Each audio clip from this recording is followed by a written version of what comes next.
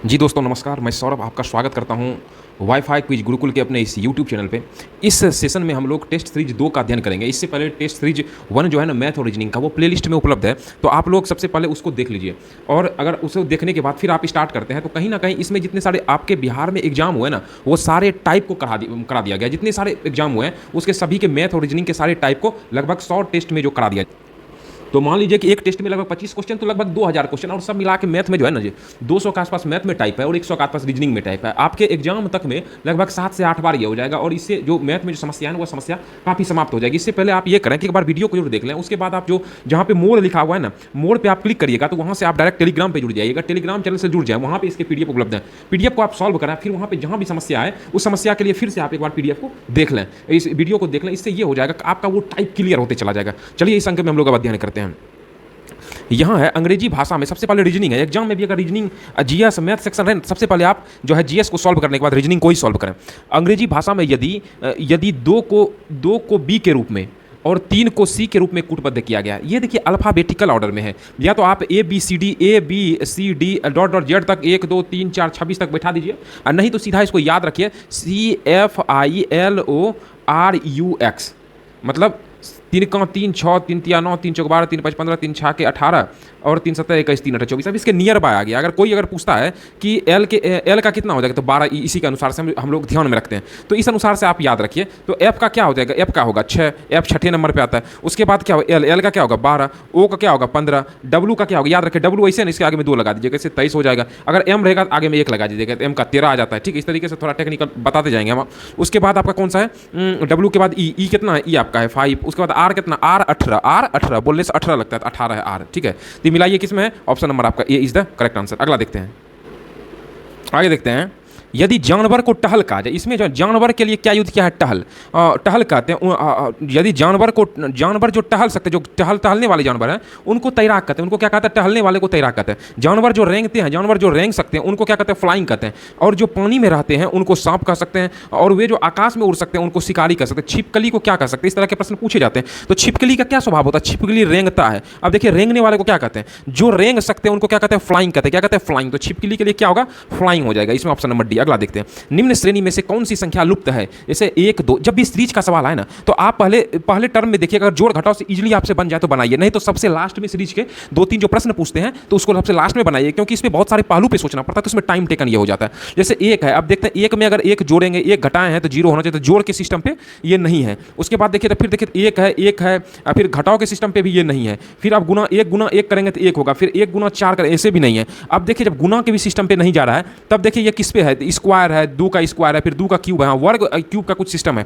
देखिए 1 का स्क्वायर करते हैं तो क्या हो जाएगा 1, फिर 1 का क्यूब करते हैं क्या हो जाएगा 1, 1 के बाद क्या होता है 2, 2 का स्क्वायर करेंगे क्या होगा 4, फिर 2 का क्यूब है ना, 2 का क्यूब करेंगे तो क्या हो जाएगा, एक बार स्क्वायर और एक बार क्यूब हो रहा है। उसके बाद 3 पर स्क्वायर करेंगे 9 हो जाएगा, 3 का स्क्वायर 9, कायदे से तो 3 पर क्यूब होना चाहिए। 3 पर जब हम क्यूब करेंगे कितना होगा, 3 तिया 9 तिया 27, इसकी जगह पे 27, ये 4 के फॉर्म में है, 4 का स्क्वायर इसे से आगे बढ़ रहा है, तो यहाँ 16 की जगह पे क्या होना चाहिए, 27 होना चाहिए। अगला देखते हैं, निम्न श्रेणी में कौन सी संख्या गलत है। इसमें पूछ रहा है कौन सी संख्या गलत है। जब भी हम श्रेणी वाले सवाल को जब भी बनाएंगे तो इसमें हमेशा आप ये इस चीज़ को ध्यान रखिएगा कि इसको लगभग आपको लास्ट में एक तरह के बने। देखिए जोड़ सिस्टम है क्या, 1 जोड़ 2 3 होता है, फिर उसके बाद क्या है 3 जोड़ 5 8। देखिए जोड़ में तो कुछ ऐसा नहीं है, तो अब देखिए गुना करके है कि नहीं, अक्सर जो है देखिए गुना करके, जैसे 3 जैसे 1 है ना, तो 1 गुना हम 2 करते हैं तो 2 हुआ, और जोड़ 1 करते 3 हुआ। अब फिर देखिए 3 अगर जो हम कॉमन 2 रहने देते, 3 गुना 2 3 तो पूरा अब अगर 3 दूनी 6 और जोड़ 2 करते कितना हुआ 8। मतलब यहाँ 1 करके बढ़ा रहे हैं, और यहाँ ये सेम ही है, ये क्या है बराबर ही है। इस प्रकार से अगर जब करिएगा तो फिर कितना 8 हो जाएगा। फिर इसी तरीके से आप बढ़ते जाइएगा ना तो लगभग ये बन जाएगा। तो मतलब ये जो है आपके पास जो है तो 42 गुना 2 करेंगे, यहाँ पे जब जाते 2 तो सेम ही है, ऐसे बढ़ते 1 2 3 4, 1 2 3 4 ऐसे बढ़िएगा। 42 गुना 2 तो कितना होगा, 2 दूनी 4 4 84, जोड़ 5 करिएगा तो यहाँ पे होना चाहिए 89, यहाँ 88, ये मिस्टेक है, करिएगा तो बन जाएगा। अगला देखिए, PQRS 4 आदमी एक पंक्ति में, ये जो है ना सीटिंग अरेंजमेंट का सवाल है, ध्यानपूर्वक देखिएगा। लेकिन R और S एक साथ नहीं बैठे हैं, Q तीसरे स्थान पर नहीं बैठे हैं, बैठ सकता है, Q तीसरे स्थान पर नहीं बैठ सकता। निम्न में से कौन सा गलत होना चाहिए, Q जो है तीसरे स्थान पर नहीं बैठ सकता। इस तरह के सवाल को जब बनाइएगा तो इसमें ध्यान रखिएगा जिसका एक्यूरेट वो पॉइंट लिख रहा है उसको आप पहले लिखिएगा, ठीक है ना। ना, उसके बाद आप बैठना शुरू करिएगा। देखा आर और एस एक साथ नहीं बैठ सकते, एक्यूरेट तो नहीं है, क्यू तीसरे स्थान पे नहीं बैठ सकता। कितना 1 2 3 4, तो यहाँ पे 1 2 3 4, तो क्यू तीसरे स्थान पे नहीं बैठ सकता है। अगर इधर से शुरू करेंगे तो क्यू यहाँ पे नहीं बैठेगा, क्यू यहाँ बैठ सकता है, क्यू यहाँ बैठ सकता है, क्यू यहाँ बैठ सकता है, तीनों में से कहीं बैठेगा। आर और एस एक साथ नहीं बैठ सकते, तो आर एस एक साथ नहीं बैठेगा, तो आर एस एक साथ नहीं बैठेगा, लेकिन आर और क्यू तो बैठ सकता है ना। मान लीजिए क्यू को यहाँ बैठा दिए, उसके बाद आर यहाँ बैठा दिए, उसके बाद एस यहाँ बैठा दिए, उसके बाद एस के बाद यहाँ पे क्या आ जाएगा, यहाँ पे आ जाएगा पी। एक सिस्टम ये बनेगा। तो निम्न में से कौन सा गलत होना चाहिए? पी पहले स्थान पर है, तो पी पहले स्थान पे आ तो सकता है क्योंकि ये फिक्स नहीं है कहीं पे, तो लिख सकते हैं। तो ये कौन सा गलत होना चाहिए? पी पहले स्थान पर है, क्यू तीसरे स्थान पे। आर और एस एक साथ नहीं बैठ सकता। जब आर एस एक साथ नहीं बैठ सकता है ना, तो कौन सा गलत होना चाहिए? पी पहले स्थान पे। हम एक बार जब बनाते हैं तो ये सीरीज बनता है, और एक और जब सीरीज बनाते हैं आर के बदले में क्यू बैठाते हैं, उसके बाद एस, उसके बाद पी बैठाते हैं, एक सीरीज ये बन सकता है। एक सीरीज और क्या बन सकता है? तो आर से पी, उसके बाद एस या क्यू, ये 3 सीरीज, इसमें 3 ही बन सकता है। पी पहले स्थान पर, कहीं देखिए पी पहले स्थान पर नहीं, पी दूसरे स्थान पर, पी दूसरे स्थान पर, पी तीसरे स्थान पे, पी तीसरे स्थान पे मिला, लेकिन पहले स्थान पर नहीं, तो ऑप्शन नंबर ए बिल्कुल इसमें सही है। देखिए दुबे की बेटी सोनी प्रीति से कहती है कि तुम्हारी माँ श्यामा मेरे पिता की सबसे छोटी बहन है। यही पूछ रही है ना, तुम्हारी माँ जो है ना श्यामा मेरे पिता की सबसे छोटी बहन है। देखिए मेरे पिता, सबसे पहले यहाँ पे क्या दुबे लिख दीजिए, दुबे की बेटी सोनी प्रीति से कहती है, यहाँ सोनी लिख दीजिए, सोनी लिख दीजिए। तो सोनी प्रीति से कहा क्या तुम्हारी माँ जो है ना, मतलब प्रीति के माँ जो है मेरे पिता की सबसे छोटी बहन है। किसके? इसके पिता, तो पोस्ट ऊपर जाएगा, पिता की छोटी बहन इसी के समकक्ष आ जाएगा। किसकी माँ है? इसकी जो ये है क्या है? प्रीति की माँ है, प्रीति की माँ है, सबसे छोटी बहन है। और दुबे के पिता की तीसरी संतान प्रभात है, और यहाँ दुबे है ना, यहाँ ये कौन है? दुबे की बेटी है ना सोनी, तो पिता इसके कौन है? दुबे। यहाँ क्या कहता है? यहाँ दुबे के पिता, इसके ऊपर चला गया, दुबे के पिता का तीसरा संतान प्रभात है। तीसरा संतान, पहला संतान दूसरा, एगो तीसरा संतान, यहाँ प्रभात ही है, एक ही संतान, मतलब एक ही लाइन में आ जाएगा प्रभात है। तो प्रभात प्रीति से किस प्रकार संबंध है? प्रभात है ना, और यहाँ प्रीति है, तो इसमें क्या हो जाएगा? या तो इसका मामा लगेगा या चाचा लगेगा। यहाँ ऑप्शन दिया मामा या चाचा। अगला देखते हैं। फोटोग्राफी में एक आदमी को इशारा करते हुए अर्चना ने कहा कि वह मेरे दादा जैसे हो। देखा वह है ना मेरे दादा, मेरे नीचे आ गया, मेरे के बाद एक पापा आएगा रिलेशन, उसके ऊपर आएगा दादा, दादा यहाँ आ गया। वह मेरे दादा के इकलौते बेटे, इनके पापा हो गए, यही पापा हो गए, इनके पापा हो गए, इकलौते बेटे, बेटे का बेटा है, तो इसका ये क्या है? बेटे का ये बेटा है। तो वह आदमी अर्चना से किस प्रकार से संबंधित है? तो अर्चना से ना, तो अर्चना का वो आदमी कौन क्या लगेगा जी? तो अर्चना का तो भाई लगेगा, ठीक है। तो अर्चना इधर है ना, अर्चना इधर है, तो बेटा बोल रहा है, तो बेटा, तो अर्चना का यहाँ पहले है, तो यहाँ बेटा मतलब रिलेशन नीचे आएगा, तो ये क्या हो जाएगा? यह उसका हो जाएगा भाई। आकाश ने मोहित से कहा कि नीले रंग की कमीज में वह लड़का मेरे पिता की पत्नी की पुत्री के 2 भाइयों में सबसे छोटा है। नीले रंग की कमीज वाला लड़का आकाश से कैसा? देखिए ब्लड रिलेशन के सवाल में जिस तरीके से बता रहे हैं उसी तरीके से आप अभ्यास खाली करिए, आपका क्लियर हो जाएगा। और उसी अनुसार से अपना रिश्तेदारी होता है ना जी, ब्लड रिलेशन को समझते तो सोचिए ना उसी अनुसार से, मामा दादा आप हुआ, तो सबसे आसान नंबर होता है। अगर इसमें भी आप नहीं सोच पा रहे हैं तो कहीं ना कहीं आप अपने रिश्तेदारी में जो है इस तरह का जोड़ तंगर नहीं कर पा रहे, तो उसमें करते रहिए, तो अच्छा आपको देख रहे हैं संबंधित प्रश्न रहता है, तो प्रश्न क्लियर होते जाएगा। हाँ एक बात और है कि अगर ये साथ साथ में बना रहा है, तो अभी जो है ना बीपीएससी टीआरई 3 और 4 में आपको बहुत अच्छा मौका मिल रहा है, साथ साथ उसका भी तैयारी करते रहिए। तो उसके भी 100+ टेस्ट 3 चलाया जा रहा है, तो आप उसका 100+ टेस्ट 3 जरूर बनाइए, उसमें मैथ और जीएस से संबंधित है, और ये आपको जो BSTT आप दीजिएगा उसमें भी काफी ज्यादा लाभप्रद होगा, क्योंकि जितने क्वेश्चंस डाले जा रहे हैं ना वो सारे हुए हैं उसी का प्रीवियस ईयर क्वेश्चन का एकदम कलेक्शन है टीम के द्वारा, बहुत अन्य स्टेट में जो भी हो रहे हैं, तो उसको भी टाइप करके जो है उसको ट्रांसलेट करके टाइप करके फिर तैयार किया जा रहा है। तो इसलिए आप इसका लाभ उठाइए और इधर उधर भटकाव रहित होकर के अधिक से अधिक प्रैक्टिस करिए, क्योंकि प्रैक्टिस से ही आपका कंफ्यूजन दूर होगा और आपकी वह सफलता में बदल जाएगी। अगला देखते हैं। आकाश ने मोहित से कहा कि नीले रंग की कमीज में वह लड़का मेरे पिता की पत्नी की पुत्री के 2 भाइयों में छोटा है, ठीक है ना जी। तो यहाँ क्या कहता है? आकाश ने कहा, जो जैसे लिखते चलिए, आकाश ने मोहित से कहा कि नीले रंग की कमीज में वह लड़का मेरे पिता, आकाश के पिता, मेरे पिता की पत्नी या कि इसकी पत्नी, पत्नी की पुत्री, तो इसकी पुत्री, पत्नी की पुत्री, पुत्री के 2 भाइयों, पुत्री के 2 भाइयों, पुत्री के 2 भाइयों, 2 भाई, एगो भाई यहाँ, दो भाइयों में छोटा है, तो छोटा पूछ रहा है, तो छोटा है। तो पूछा कमीज वाला लड़का आकाश से कैसा संबंध है? तो कमीज वाला लड़का आकाश से इस रिलेशन में आएगा, इस रिलेशन में लड़का आएगा तो भाई बहन का ही चलेगा, सब है। तो यहाँ क्या हो जाएगा? भाई हो जाएगा, भतीजा तो होगा नहीं, चाचा भी नहीं होगा, पिता नहीं, जब सीधा रिलेशन में है तो भाई हो जाएगा। यहाँ देखिए निम्नलिखित आकृतियों का अध्ययन करें। यहाँ इस आकृति में त्रिभुज जो है ना, डॉक्टर को त्रिभुज जहाँ उसमें लिख दीजिए डॉक्टर, इसे डॉक्टर लिख दीजिए। उसके बाद त्रिभुज डॉक्टर को, वृत्त खिलाड़ी को, वृत्त जहाँ वहाँ खिलाड़ी लिख दीजिए, वृत्त खिलाड़ी को, और आयत कलाकार को, यह कलाकार को प्रदर्शित करता है। अब पूछ रहा है क्या कितने कलाकार खिलाड़ी, कितने ऐसे कलाकार हैं जो कि खिलाड़ी भी हैं? तो ये कलाकार ये है ना जी, ये कलाकार है और ये खिलाड़ी वाला है। कितने ऐसे कलाकार हैं? डॉक्टर वाला ये है, तो खिलाड़ी है, तो ये 22 और 3, यही ना दो कलाकार है, जो कि कलाकार भी है मतलब गोलका में भी है और खिलाड़ी वाला में सेक्शन में, मतलब दोनों इसमें टैलेंट है। मतलब 22 + 3 कितना हो जाएगा? 25, ऑप्शन नंबर सी। अगला देखते हैं। कितने डॉक्टर खिलाड़ी और कलाकार दोनों हैं? मतलब डॉक्टर भी हैं, खिलाड़ी भी है, कलाकार है, तो कितने हैं? तो ऐसे हम 3 ही देखते हैं ना, 3 जो सेक्शन देखते हैं इसमें डॉक्टर भी है या खिलाड़ी भी है, कलाकार भी है, ये इसमें तीनों क्वालिटी है। तो ऑप्शन नंबर क्या हो जाएगा इसमें? आपका ऑप्शन नंबर डी हो जाएगा। अगला हम लोग अध्ययन करते हैं।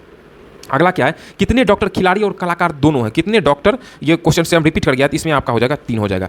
उसके प्रथम 5 सम संख्याओं का योग क्या होगा? प्रथम सम संख्या किसे कहता है? ऐसी संख्या जिसमें 2 से भाग लगे उसे सम कहते हैं, जिसमें 2 से भाग नहीं लगेगा उसको क्या कहते हैं? विषम कहते हैं। इसीलिए आप लोग, ये आदत आप सबका बड़ा खराब है, देखिए जिनके पास सुविधा नहीं है तो वो कहीं पर ट्रेवल कर रहे हैं तो वीडियो देख रहे हैं तो चलिए ठीक है, ये सुन रहे हैं तो वो भी ठीक है, और जो सो करके जो लेट करके जो देख रहे हैं सबसे वो क्या कहें, बहुत बड़ा मिस्टेक कर रहे हैं। इसीलिए अभी सतर्क और सावधानीपूर्वक अभ्यास करिए, अधिक से अधिक बैठ करके खाली वीडियो देखने से नहीं होगा, लगातार उसका प्रैक्टिस करिएगा तभी आपका परफेक्शन आएगा, वो रिजल्ट में बदलेगा। इसलिए वीडियो देखना टेलीग्राम से लेकर के पक्का बनाइए, ठीक है ना, अधिक से अधिक जितना अधिक से अभ्यास करिएगा उतने बढ़िया रहेगा। सम संख्या किसे कहते हैं? जिसमें 2 से भाग लग जाए, एकदम पूरा कट जेतो मतलब सम संख्या हुआ। तो प्रथम 5 सम संख्या क्या हुआ? 2 हुआ, 4 हुआ, 6 हुआ, 8 हुआ, 10, यही हुआ ना जी। और जिसमें 2 से भाग नहीं लगा विषम हुआ। इसका जोड़िए कितना हुआ? 2 4 6 6 12 8 20 10 30 हो गया। अब 30 किसके बराबर? 5 दिया कितना हो गया? 15 और 5 चौक 20, तो 15 20 तो नहीं संतुष्ट किया। 5 चौक 20 हुआ, 4 दूनी 8, इसको दोनों जोड़िए 28 हुआ, नहीं 7 21 प्लस नहीं होगा, यहाँ प्लस हो जाएगा, 7 21 प्लस 9 करेंगे कितना हो जाएगा? 30। ऑप्शन नंबर डी सुधार लीजिएगा। पाई क्या है? एक प्रकार का अपरिमेय संख्या। क्या है? अपरिमेय, लिख लीजिए अपरिमेय। पाई क्या है? अपरिमेय संख्या। अगला देखिए, प्रथम 35 विषम प्राकृतिक संख्याओं का योग क्या होगा? प्रथम देखिए, अगर विषम प्राकृतिक संख्याओं का योग पूछेगा ना, अगर विषम रहेगा तो डायरेक्ट होता है उसका n स्क्वायर, मतलब 35 का होल स्क्वायर करिएगा तो आपका कितना आ जाएगा? लगभग 35 का होल स्क्वायर 25 हो गया, 5 10 2 12 1225 हो गया, ठीक है। ऐसे करिएगा, नहीं तो विषम 35 को लिखिएगा 3 हो जाएगा, उसके बाद इसमें 2 से भागने लगेगा, जोड़िएगा आराम से बैठ करके, सीधा आएगा, लाइन का फार्मूला याद रखिए और इसको कॉपी में नोट डाउन कर चलिए, अधिक से अधिक अभ्यास करिएगा, टाइप रिपीट करते जाएगा, आपका क्लियर हो जाएगा। सही उत्तर चुने, इसको आप जोड़िएगा। ये तो हम उम्मीद रखते हैं कि इस तरह के प्रश्न को आप जोड़ लीजिएगा। कितना होगा? जैसे ना सिखा देते हैं, इसे 4 है, पॉइंट नहीं ना, सबसे देखिए पॉइंट वाला कहाँ है, तो अपने मन से 1 2 3 शून्य दे दीजिए, कोई दिक्कत नहीं, आपका सॉल्व करने में। फिर 4.44 सॉल्व करने में ठीक रहेगा। फिर कितना? 4.04 दे दिए। फिर कितना यहाँ पे कितना दिया है? यहाँ 44.4 है, नहीं है तो अपने मन से को शून्य दे दीजिए। फिर कितना? 444, इसको जोड़िएगा तो जोड़ने पे लगभग जो है ना 508.8 लगभग, नहीं यही आंसर आएगा, ऑप्शन नंबर डी। अगला देखते हैं, एक पेंसिल के मूल्य, यहाँ क्या होता है? यहाँ क्या है जी, क्या हुआ? एक पेंसिल का मूल्य 2.5 रुपये है। अमित 1.5 दर्जन पेंसिलें खरीदता है और दुकानदार को 100 रुपये। आप जो खरीदने उधर जाते हैं तो ये सब नॉर्मल क्वेश्चन है। नॉर्मल क्वेश्चन मतलब पूछा हुआ क्वेश्चन। इस तरह का क्वेश्चन गलती अगर हो रहा है तो कहीं ना कहीं कैलकुलेशन आपका गड़बड़ है, जाते हैं मार्केट में, सही मार्केटिंग नहीं करते, तो उसी अनुसार से बैठिए। देखिए, एक पेंसिल का मूल्य 2.5 रुपया, 2.5 रुपये में एक पेंसिल क्या कम है? 2.5 रुपया में, मतलब 5/2, 5 टका का आधा रुपया, 5 टका का आधा। उसके बाद अमित 1.5 दर्जन पेंसिल खरीदता है। 1 दर्जन बराबर कितना होता है? 12 पेंसिल। तो 1.5 दर्जन पेंसिल कितना होगा? 3/1/2 दर्जन अगर पेंसिल है तो इसका कितना होगा? 12 + 6 18 हो गया, 18 पेंसिल हो गया। 1.5 दर्जन क्या होता है? 1.5 दर्जन पेंसिल खरीदता है। 1.5 दर्जन मतलब 18 को पेंसिल हुआ, ये नहीं खरीदता है। और 100 रुपया, एक पेंसिल का दाम कितना है? 2.5 रुपया, 5/2, 18 पेंसिल का दाम कितना होगा? इसको 5/2 से गुना कर दीजिए, क्योंकि 2.5 18 पेंसिल हुआ, एक पेंसिल जैसे 2.5 कम था, 18 को पेंसिल क्या कम देता, तो 2 9 18, 9 पे कितना हो गया जी? 9 पे हो गया 45, तो 145 घटा देंगे तो वही ना 61 का दिया दुकानदार को, कितना हो देगा? तो 65 टका वापस कर देगा, यही ना करेगा जी। अगला देखते हैं, पेट्रोल की कीमत 25% की दर से बढ़ रही है। पेट्रोल पर खर्च न बढ़े इसके लिए यात्रा में कटौती करनी पड़ेगी। याद रखिए, जब इस तरह का क्वेश्चन है, यात्रा में कटौती की बात करेंगे, यहाँ बढ़ रहा है ना, तो इस तरह का क्वेश्चन डायरेक्ट 25/125 गुना 100 करिएगा। अगर यहाँ पे बढ़ रही है तो प्लस करिएगा, अगर घट रही है तो यहाँ माइनस करिएगा, ऊपर में जो रंग है वही लिखिएगा। तो 25 से कम 25 से 25 पंचे 125 5 से यहाँ 20% हो गया। अगर यही कहा था कि 20% की दर से घट रही है तो क्या लिखते हैं? 20 ऊपर जैसे घट रही है तो 100 में 20 घटा देंगे, कितना हो जाएगा? 80 हो जाएगा। गुना 100 करिएगा तो 20 चौक 80 और 4 25 ये होता है। आपको हम आपको ध्यान रखने के लिए तरीका बता दिए, इस तरीके से करिएगा तो आपका आंसर आ जाएगा। अगला देखते हैं, अगला जो सवाल है, यदि देखा किसी बस की चाल सामान्य चाल से 5 किलोमीटर प्रति घंटा अधिक कर दिया जाती है, 300 किलोमीटर की यात्रा तय करने में 2 घंटा कम समय लेती है ना जी। तो बस की सामान्य चाल क्या है? चाल किलोमीटर प्रति घंटा में, तो चाल बराबर क्या होता है? दूरी अब बट्टा समय। दूरी दिया है, हाँ दिया है 300 किलोमीटर, समय भी दिया है, हाँ। तो आप लोग ऐसा करिए, 2 घंटा कम समय लेती है, तो इसका मतलब अगर वो चलता है क्या, अगर मान लीजिए कि 300 किलोमीटर की दूरी है, चाल हमको यही निकालना है, तो चाल मानते हैं बस की चाल है x किलोमीटर प्रति घंटा, तो 300/x हो गया, तो ये क्या हो गया? समय हो गया।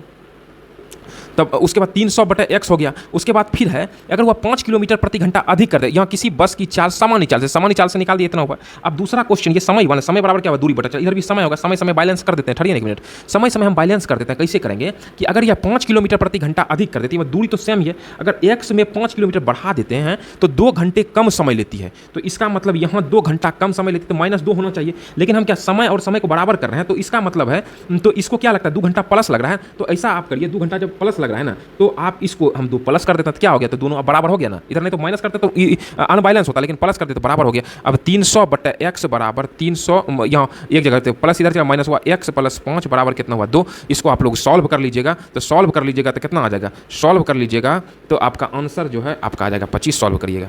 6 घंटे में सेकेंडों की संख्या निम्नलिखित में से मिनटों की संख्या के बाद, देखिए ये आप सवाल जानते हैं, लेकिन कैलकुलेशन के कारण आप सबसे मिस्टेक होने की संभावना रहती है। कैसे बनेगा? 6 घंटे में सेकेंडों की संख्या, 6 घंटों में सेकेंड की संख्या, देखें 1 घंटा बराबर कितना मिनट, मिनट होता है 60 मिनट, और 1 मिनट बराबर कितना सेकेंड, तो 60 सेकेंड। तो अगर 6 घंटा के सेकेंड में बदलिए, 6 घंटा के पहले मिनट में 6 गुना 60 कर देते मिनट में आ गया, फिर ये टोटल जितना हुआ इसको 60 से गुना कर देंगे तो उतना सेकेंड आ गया। निम्नलिखित में से किसके मिनटों की संख्या के बराबर है?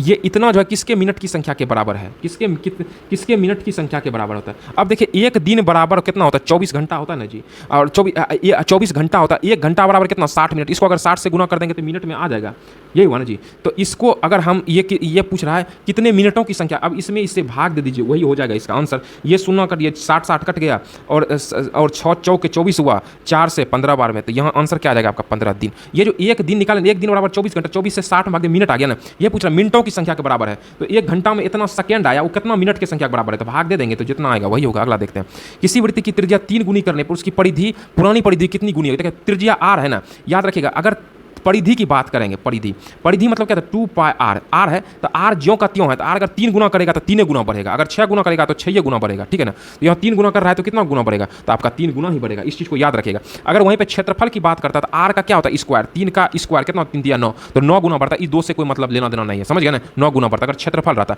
लेकिन परिधि या परिधि में खाली आर रहता है, तो जो जितना वो दिया है उतने गुना बढ़ेगा, ध्यान रखिएगा इस चीज़ को। एक आयत और एक वर्ग के परिमाप बराबर हैं। वर्ग का परिमाप 96 सेंटीमीटर और आयत की चौड़ाई वर्ग की भुजा से 4 सेंटीमीटर कम है। आयत के क्षेत्रफल का दुगुना किसके बराबर है? सब देखिए, सवाल को पढ़ने से मत भागिएगा, ठीक है ना।